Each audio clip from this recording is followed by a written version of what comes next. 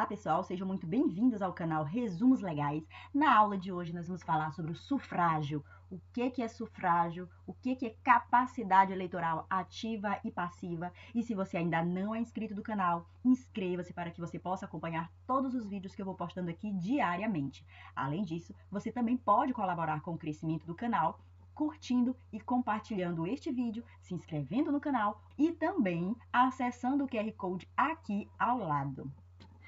Antes de avançar para a aula, aqui na descrição deste vídeo você vai encontrar alguns links que eu separei para você, que eu tenho certeza que vão ser úteis para você que está se preparando para o concurso do TSE Unificado. Então, clica no link da descrição, inscreva-se no canal, curta este vídeo e compartilhe também. Nós vamos começar falando sobre o que é o sufrágio. Compreende-se aqui como uma capacidade de votar e ser votado. Nós estamos aqui no cerne do direito político, que é a capacidade de votar e de ser votado.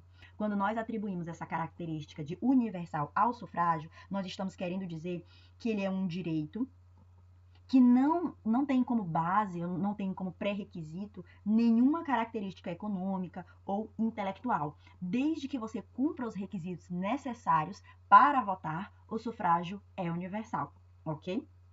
Além disso, eu quero também falar sobre a capacidade eleitoral ativa. O que vem a ser a capacidade eleitoral ativa? É a sua capacidade de votar.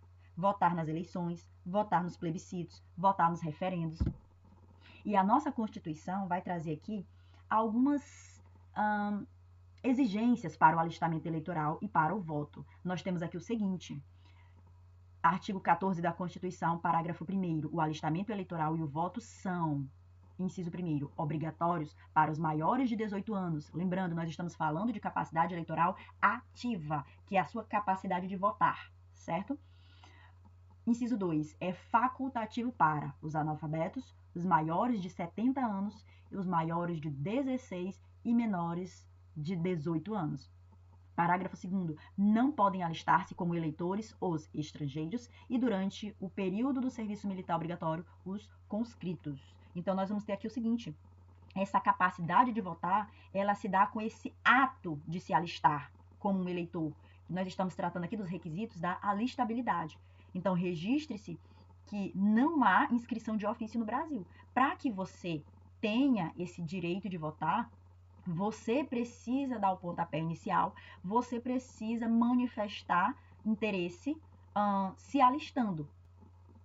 Outra coisa importante a se acrescentar é que quando você adquire esta qualidade de eleitor por meio do alistamento eleitoral, você vai tornar-se um cidadão. Você preencheu os requisitos necessários para ser um cidadão. Destaco aqui neste artigo 14 da Constituição que o voto ele é facultativo para analfabetos, para maiores de 70 anos, para maiores de 16 e menores de 18, e destaco também que não podem se alistar eleitores estrangeiros e durante o período de serviço militar, obrigatório, claro, né, os conscritos, ok? Avançando mais, eu quero destacar o seguinte: em relação ao voto, nós temos que o voto secreto, voto direto e o voto universal e periódico são cláusulas pétreas da nossa Constituição. Por quê? Porque eles estão listados lá no artigo 60, parágrafo 4º, inciso 2 da nossa Constituição. Então, nós temos o seguinte, olha só: não será objeto de deliberação a proposta de emenda tendente a abolir a forma federativa de Estado, o voto direto, secreto, universal e periódico, a separação dos poderes, os direitos e garantias individuais. Então, aqui no inciso 2, deixa bem claro que o voto direto, secreto e universal, ele é uma cláusula pétrea e, portanto, não pode ser abolido da nossa Constituição. Mas eu trouxe aqui também um lembrete, que às vezes são tantos assuntos que a pessoa acaba se esquecendo. Mas veja só, o que é uma cláusula pétrea? É aquele dispositivo que não pode ser alterado nem mesmo por uma proposta de emenda à Constituição. Agora vamos falar sobre a capacidade eleitoral passiva. Lembrando, capacidade eleitoral ativa é a sua capacidade de votar. Votar em referendos, votar em plebiscitos ou mesmo nas eleições, no processo eleitoral.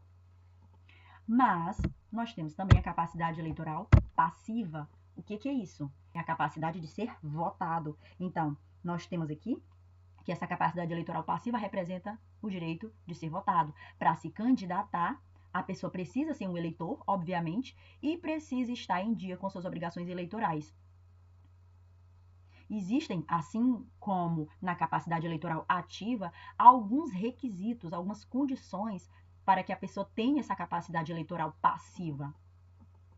E ela não pode incorrer em nenhuma das situações de inelegibilidade. Lá no artigo 14 da nossa Constituição, no parágrafo 3º, nós temos aqui algumas condições de elegibilidade. Na forma da lei, nós temos: inciso 1º, nacionalidade brasileira, o pleno exercício dos direitos políticos, o alistamento eleitoral. Então, para você ser votado, você precisa antes ser um eleitor, o domicílio eleitoral na circunscrição, filiação partidária, idade mínima necessária para concorrer aos cargos.